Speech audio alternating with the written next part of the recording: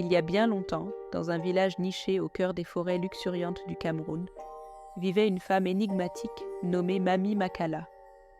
Elle était connue dans toute la région pour ses beignets croustillants, accompagnés de haricots bouillis savoureux. Chaque matin, avant que le soleil ne se lève, elle se rendait au marché pour installer son petit stand, et une longue file de clients s'y formait rapidement. Ces beignets avaient un goût unique, un mélange de douceur et de légèreté qui semblait presque irréel. Les villageois se pressaient pour goûter à sa cuisine, sans se douter que derrière cette douce façade se cachait un sombre secret. Les plus âgés du village avaient remarqué quelque chose de curieux. Mami Makala ne vieillissait pas. Année après année, elle gardait la même apparence, comme si le temps n'avait aucune emprise sur elle. Ses yeux, profondément noirs, brillaient dans l'obscurité, et bien qu'elle fût toujours polie et souriante, certains ressentaient un frisson inexplicable en croisant son regard. On la voyait rarement après la tombée de la nuit, et personne ne savait exactement où elle vivait. Malgré ces mystères, son commerce prospérait, car ses beignets semblaient posséder un pouvoir presque addictif. Mais au-delà des beignets savoureux, des événements étranges commencèrent à secouer le village. Des villageois disparaissaient de temps à autre, principalement les jeunes hommes robustes qui travaillaient tard dans les champs. On les retrouvait quelques jours plus tard, affaiblis, blafards et vidés de leur énergie, comme s'ils avaient été touchés par une maladie mystérieuse. Leurs souvenirs étaient flous, mais ils avaient tous un point commun. Avant leur disparition, ils avaient mangé chez Mami Makala.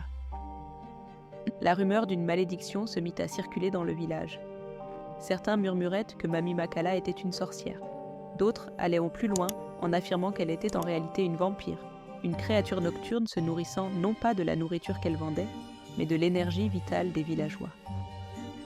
Le vieux Bobo, le doyen du village, affirma même qu'il l'avait vue, une nuit de pleine lune, se déplacer à une vitesse inhumaine dans la forêt, comme une ombre furtive, avec une force qu'aucun être humain ne pouvait posséder. Un jour, un jeune homme courageux, nommé Amadou, frustré par la disparition de son frère, décida d'enquêter. Il se promit de découvrir la vérité derrière les mystères qui entouraient Mami Makala. Un soir, alors que tout le village dormait, Amadou suivit discrètement Mami Adama après la fermeture de son stand.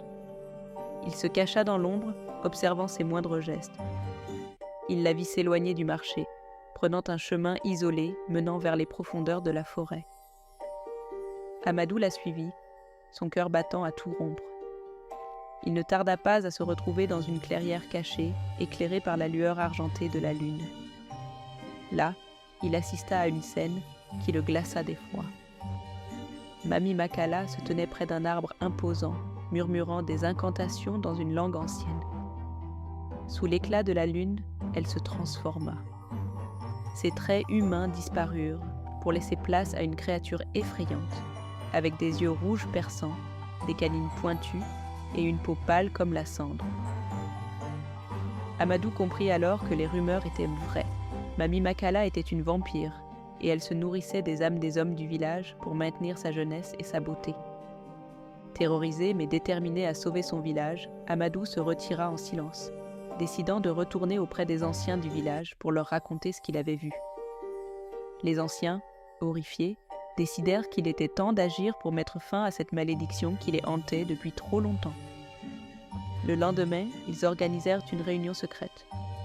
Amadou leur expliqua en détail tout ce qu'il avait vu, et les anciens préparèrent un plan pour confronter Mami Makala. Le soir suivant, ils décidèrent d'attendre qu'elle parte à nouveau vers la forêt. Accompagnés de chasseurs et de guerriers du village, ils la suivirent en silence jusqu'à la même clairière où elle accomplissait ses rituels nocturnes. Cette fois, ils étaient prêts.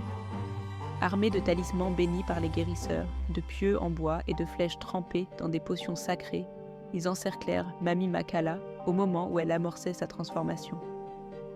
Pris par surprise, la vampire tenta de s'enfuir, mais les guerriers, guidés par le courage d'Amadou, lui barrèrent la route. Un combat féroce s'ensuivit, où la créature, malgré sa force surnaturelle, ne put résister aux attaques des villageois, déterminés à mettre fin à son règne de terreur. Finalement, c'est Amadou qui porta le coup final. plantant un pieu en plein cœur de la vampire. Mamie Makala poussa un cri perçant avant de s'effondrer, son corps se désintégrant lentement sous les yeux des villageois stupéfaits.